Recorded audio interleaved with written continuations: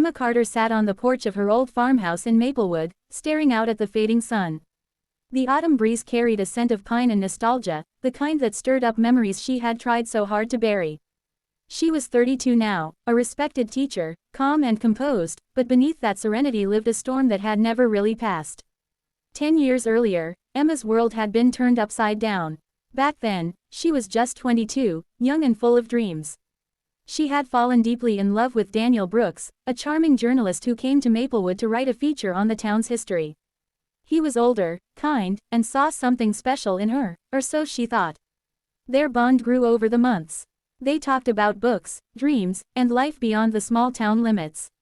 For Emma, Daniel was her first love, someone who made her believe that love was enough to change everything.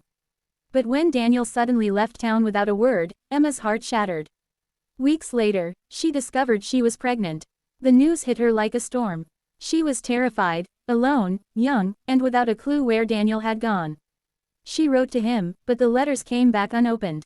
Her parents, traditional and protective, were devastated when they found out. Her mother wept for days, her father couldn't look her in the eye. After many sleepless nights, Emma made the hardest choice of her life. She decided to move away, to start fresh where no one knew her story. With the help of her aunt in Cedar Hill, she quietly gave birth to a baby boy, Noah. For 5 years, Emma raised Noah on her own, pouring all her love into him. Every time he laughed or took his first steps, she saw Daniel in his smile, and it broke her heart a little. She had promised herself she'd never tell Noah about his father unless Daniel came back. And then, one day, he did. It was a rainy evening when Daniel appeared at the school gates where Emma worked. She froze when she saw him standing there, drenched, older, but unmistakably him. Her heart pounded, torn between anger and longing. "Emma," he said softly, his voice carrying both regret and hope. "I've been looking for you." She wanted to scream, to ask where he had been all those years, but the sight of him brought back every memory she had buried. "What are you doing here, Daniel?" she asked quietly. "I didn't know," he said, eyes glistening. "I didn't know you were pregnant. My father fell ill, and I had to leave suddenly. By the time I came back, you were gone. I tried to find you, but..." Emma turned away, tears filling her eyes. It's too late for explanations. But life had other plans. Daniel moved back to Maplewood to care for his aging mother, and no matter how hard Emma tried to avoid him, their paths crossed, at school events, community gatherings, and even the grocery store. Noah, now a bright, curious boy, took an instant liking to Daniel without knowing who he was. One day, Emma came home to find Daniel sitting on her porch, with Noah showing him his drawings. Her breath caught as she watched them. It was like looking at the past and the present colliding. After Noah went inside, Daniel turned to her. "He looks like me, doesn't he?" he said quietly. Emma froze. There was no denying it anymore. She took a deep breath. "Yes, Daniel, he's your son." For a moment, the world went still. Daniel's eyes filled with tears as he looked toward the house. "I missed everything," he whispered. His first steps, his first words, "I wasn't there." Emma's voice broke. "You left me, Daniel." "I had no choice." He nodded, guilt shadowing his face. "I don't expect forgiveness. I just want to know him, to be there now, if you'll let me."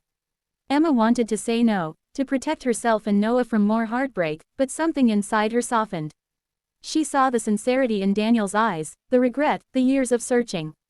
So, she let him in, slowly. Over time, Daniel became part of their lives. He picked Noah up from school, helped with homework, and even joined Emma at parent meetings. The three of them began to share quiet dinners and laughter again. For Noah, Daniel was just a kind man who cared deeply for him. For Emma, it was a cautious rediscovery of trust. But the town wasn't kind. Whispers spread about Emma's secret and Daniel's sudden return. Some neighbors questioned her morals, others whispered behind her back at church. Emma held her head high, determined not to let gossip destroy her peace again. One evening, Noah came home upset after overhearing kids at school say he didn't have a real dad. Emma held him close and promised him that love, not bloodlines, made a family. But the next day, Daniel showed up with something unexpected, a small wooden box. Inside was a family photo he had taken of the three of them at the park. "I want him to know who he is," Daniel said. "And that he's loved, by both of us." Emma smiled through tears. "Then we tell him the truth, together." That evening, they sat Noah down and told him everything, gently, with honesty and love. Noah listened quietly, then looked up and said, "So you're my dad?" Daniel nodded, voice trembling.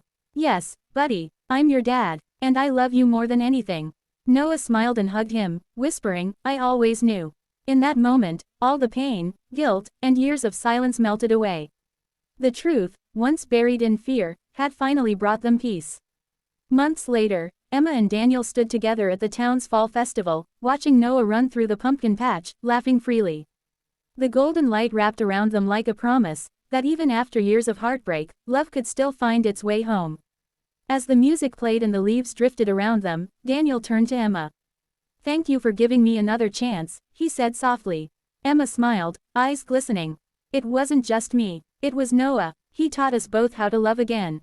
The three of them stood together. No more secrets, no more shame, just a family, finally whole. And for the first time in years, Emma felt the peace she had been searching for all along.